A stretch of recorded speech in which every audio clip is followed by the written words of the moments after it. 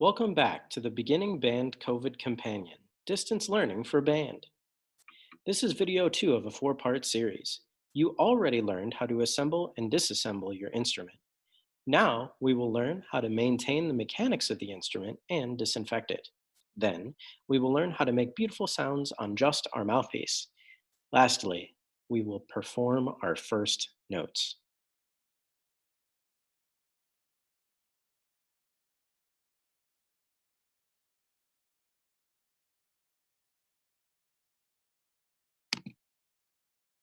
I'm going to teach you how to maintain and disinfect your instrument. First, just listen. Don't try to maintain and disinfect your instrument just yet. That will be next. Swab your instrument every time you play. Check for loose screws periodically, although it's uncommon that they come undone. Check for loose springs periodically as well. Also uncommon, but it can really cause some nasty notes if they get out of control. Apply key oil as needed, but be careful. Too much is a bad thing. Store your instrument in a dry, safe place. Do not put food into your instrument. Don't allow moisture, grease, oil, or dirt anywhere near your keypads. Do not over tighten the screws when they become loose. Do not use cleaning chemicals on wooden clarinets. They can ruin your instrument. Most of them are okay on plastic clarinets, though. Do not use dangerous chemicals without reading the instructions on the back. Do not store your reed attached to your instrument ever. Always put it away back in its case where it can dry. Blowing food particles through your instrument is one of the primary causes of instrument malfunction. So if you must practice immediately after eating, make sure to brush your teeth before playing. And if you're somewhere practicing without a toothbrush, at least rinse your mouth out with water.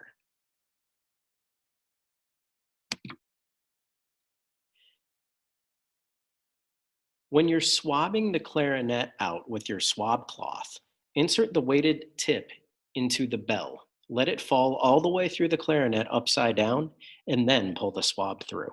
Since I practice my instrument every single day, I keep my swab at home and swab it then to avoid keeping the dirty swab where it cannot dry throughout the day. If you notice any extra moisture after you swab, or if you notice any dust or dirt buildup on your pads, you can use cleaning paper. Insert the paper between each key. Press down on the key very gently with one hand, and then pull the paper out with your other hand. You don't have to press it down too hard because you don't want the paper to rip as you try to pull it out. If you don't have any cleaning paper, you can use a dollar bill to clean the pads instead. Avoid using Kleenex though, because it will leave behind residual shreds.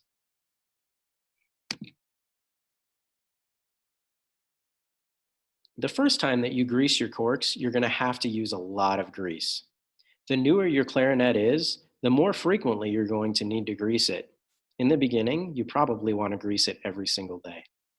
Having properly greased corks will make your instrument assembly require less force, reducing the chances of injury to your instrument as you try to put it together. Sometimes the screws come loose on the silver bars.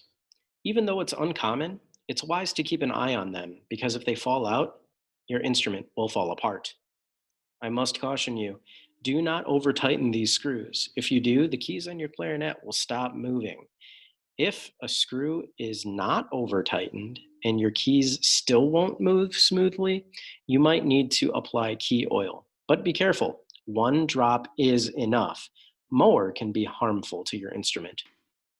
If you look at the picture on the left, that's what it looks like if your screw has gotten too loose.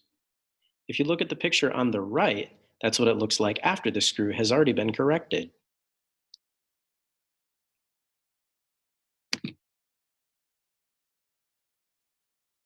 The case on the left is superior and will help your reeds last for a very long time.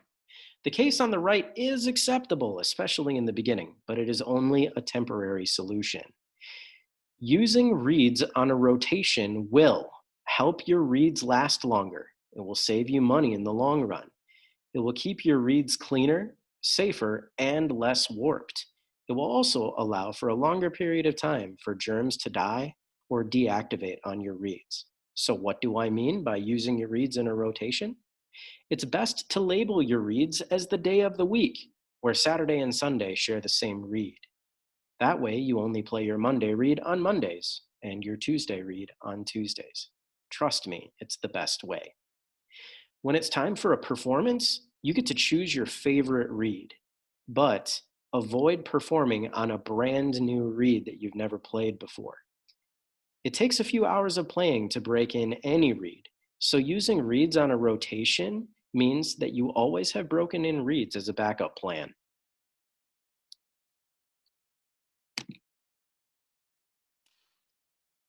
Sometimes, especially if you're in a hurry, a spring will come loose. Check this first if you know you have the correct fingering for a note, but it still sounds incorrect. A spring may have sprung. You probably want to ask your teacher for help with this, but once you advance as a clarinetist and have seen it a few times, this is actually a very easy fix. If you look at the spring on the left, it's out of place. And if you look at the spring on the right, that's what it's going to look like after it's been put back where it belongs.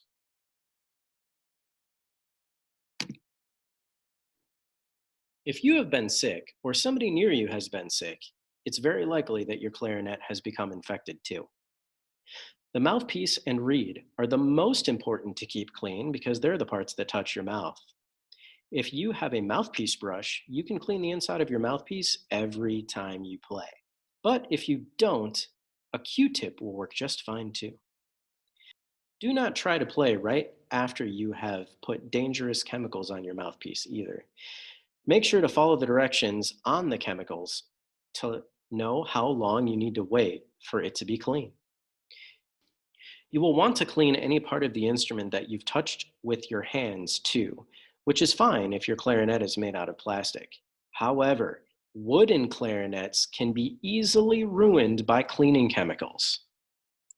Be very careful with sanitary wipes because you don't want moisture in your keypads.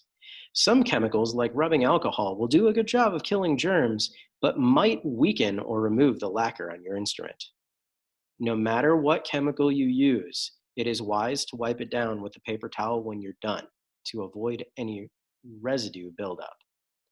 Absolutely do not try to give your clarinet a bath in the sink or bathtub when you see the other instruments doing that. It is okay for some instruments to take a bath. It is not okay for a clarinet to take a bath. It will destroy your keypads.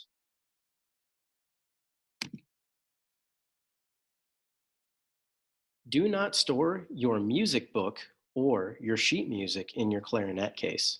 It will bend the bars of the clarinet. Left hand side keys and right hand pinky keys are especially vulnerable if you store extra things in your case. Sometimes there is an open slot for things like cork grease and a pencil, though.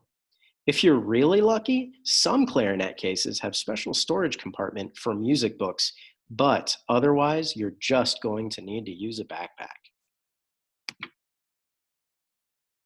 Wash your hands before you play your instrument because you don't want your instrument to become infected. Wash your hands after you play your instrument because your instrument may have been infected and you don't want to be infected. The National Federation of State High School Associations published these findings on June 19th, 2020, as a guidance for how long you should quarantine your instrument regarding the deactivation of COVID-19 on your instrument. This is particularly important for the clarinet players because many of the chemicals will damage your clarinet, and so we tend to avoid them, making quarantine the very best option for your instrument. We have learned that on metal, COVID-19 will deactivate after 5 days of quarantine. On wood, it will deactivate after 4 days. On plastic, it will deactivate after 3 days. On strings, it will deactivate after 3 days. And on cork, it will deactivate after 2 days. If you have a wooden clarinet and you suspect that somebody sick has touched your clarinet, you should not try to use isopropyl alcohol or sanitation wipes on your instrument because it can ruin wooden clarinets. Your best bet is to quarantine your instrument for 6 days and always wash your hands before and after playing your instrument. Now that we have talked about maintaining your instrument and disinfecting it, let's go ahead and try to do it together.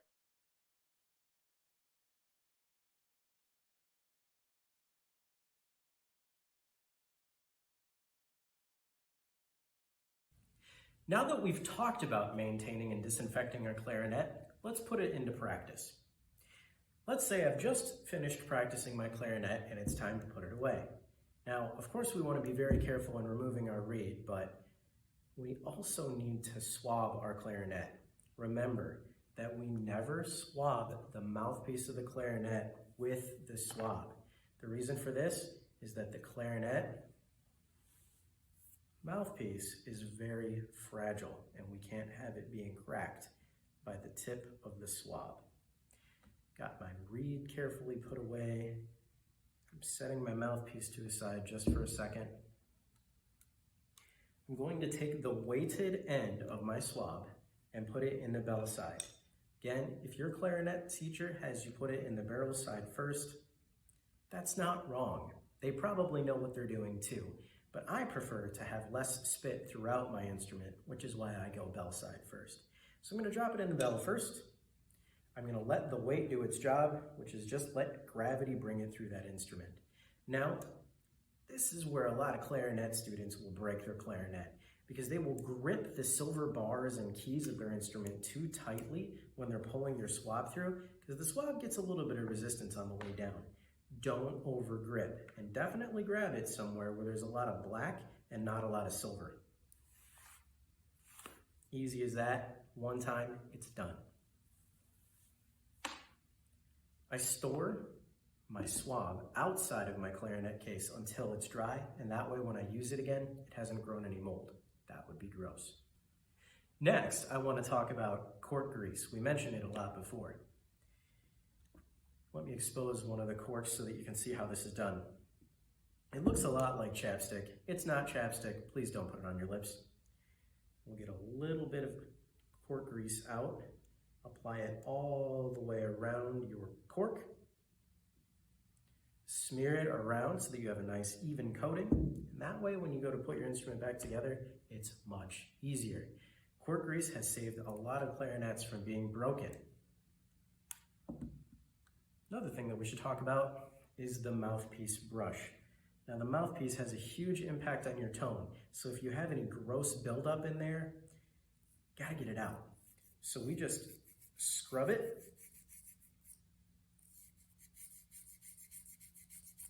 And we're done. Never use your swab on the mouthpiece. We talked a little bit about screws coming loose on the clarinet. If you find one, usually one of these top screws, that's coming a little bit undone, you can take a very small flathead screwdriver and screw it back in. Now, the first several times that you see those screws come out, you should probably have one of your teachers help you with this, because you definitely don't want to over-tighten them. Perfect. Now, if you notice that the key is still not moving the way that it should, even after the screw has not been over-tightened, it probably needs one single drop of key oil. Now, key oil is potent stuff, and you just use one drop of it, it'll be just fine. Any more of that, and you risk getting some of the oil into your keypads, and you definitely don't want that.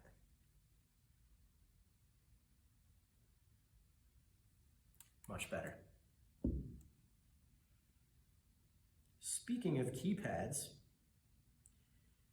cleaning paper is great for cleaning those pads. All you have to do is put the paper between the pad and the instrument. I'm going to press my thumb down to get gentle pressure. Don't want to press so hard that the paper rips, but enough that it has resistance so that the paper actually cleans the pad. There we go. Anywhere where you notice excess moisture or dirt or buildup on your pads, and that can save you a lot of time and money. Next, I want to talk about disinfecting your mouthpiece. Please, I implore you, read the instructions on the bottle so that you know how long it needs to affect the mouthpiece before the germs are deactivated or killed. Also, do not use dangerous chemicals right before you play because you don't want those chemicals going into your mouth. It's best to disinfect things after you're done playing, and that way it's ready to go next time. If you have some paper towel nearby, that's great after you've waited the correct amount of time for the germs to die. I'm going to set that to the side, and later on, I'm going to get some paper towel and wipe away any of the residue left behind. Now that you've seen how to maintain and disinfect most of your instrument, we should talk about something very important first. If you have become sick or somebody in your house has become sick, it is very likely that your instrument has become sick too. Now, the clarinet is not designed to take a bath like a trumpet is, and it's not designed to have powerful chemicals used on its body like other instruments are too. It's just a finicky instrument that we can't get wet. So that means that the most safe and effective way to combat COVID-19 on your instrument is to quarantine the instrument for a minimum of 6 days. We know that COVID deactivates on metal after 5 days. So 6 days will do the trick. Now that we've learned how to assemble and disassemble the instrument, we learned how to maintain it and disinfect it, it's time for our first notes on our mouthpiece.